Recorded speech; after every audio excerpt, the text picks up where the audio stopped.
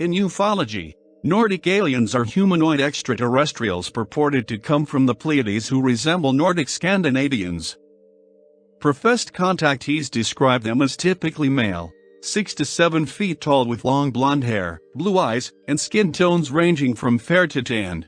Ufologist George Adamski is credited with being among the first to claim contact with Nordic aliens in the mid-1950s, and scholars note that the mythology of extraterrestrial visitation from beings with features described as Aryan often include claims of telepathy, benevolence, and physical beauty. A group of Asian or Nordic humans who, sources say, discovered a vast cavern system beneath the Gobi Desert region and surrounding area thousands of years ago, and have since established a thriving kingdom within, one that has been interacting with other planetary systems up to the present times. Extensive cave systems under Tibet are alleged to link the Agharian systems of Central Asia to the world of serpents, a multi-level cave system beneath the slopes of the southwestern Himalayas, where Nagas, according to the Hindu legend.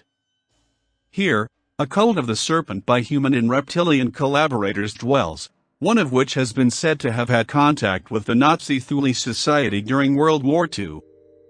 They say that a long time ago, an Asian prince led several militant followers, warrior monks, to the caves, and came into conflict with this cult of the serpent.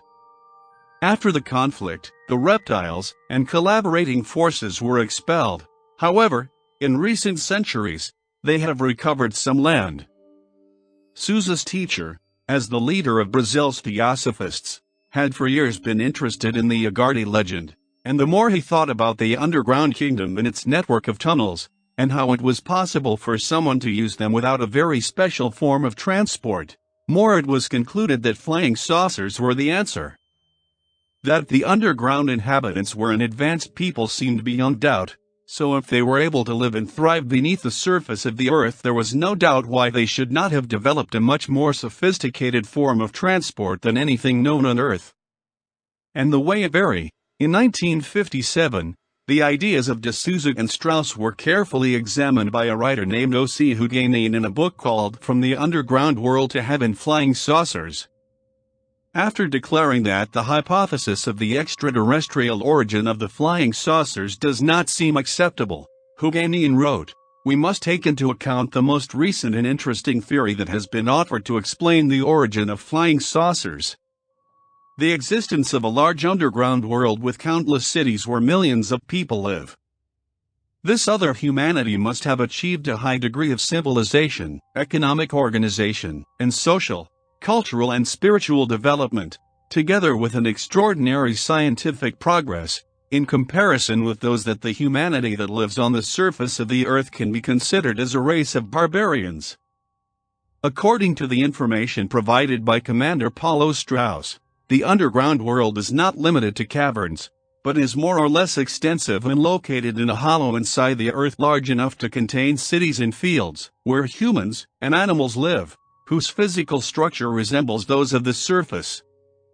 Huguenin then describes how these people, long before the rest of humanity in terms of scientific development, machines called vimanas that flew in the sky in tunnels like airplanes, using a form of energy that is obtained directly from the atmosphere devised.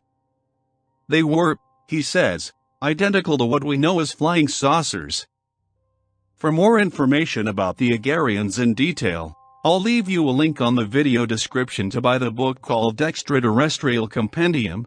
There is both debate and consensus about many of the known extraterrestrial races, but seldom have they been revealed in this level of detail. The book features the Agharians to the Venusians and a great variety of races in between, including the benevolent Andromedans, weird insectoids, wicked Zeta Gray reticulans and monstrous Siakar draconian reptilians. Pat Lee and his team of writers and artists combine research with a good dose of artistic license to bring the races to life.